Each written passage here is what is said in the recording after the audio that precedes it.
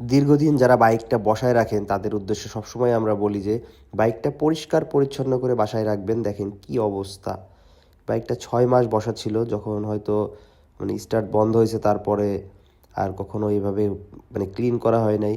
তো বাইকটা যখনই মনে হবে যে না বাইকটা রেখে বিদেশ চলে যাচ্ছেন কিংবা বাইকটা এখন আর চালাবেন না, চেষ্টা করবেন পরিষ্কার পরিচ্ছন্ন করে বাইকটা রাখার, তাহলে নষ্ট হবে না।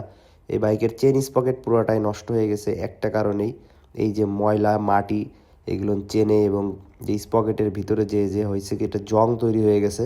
তো চেষ্টা করব আমরা চেন স্পকেটটা বাঁচানোর, ইঞ্জিন অয়েলে চুবাই রাখলে হয়তো বাঁচতেও পারে, নাও বাঁচতে পারে।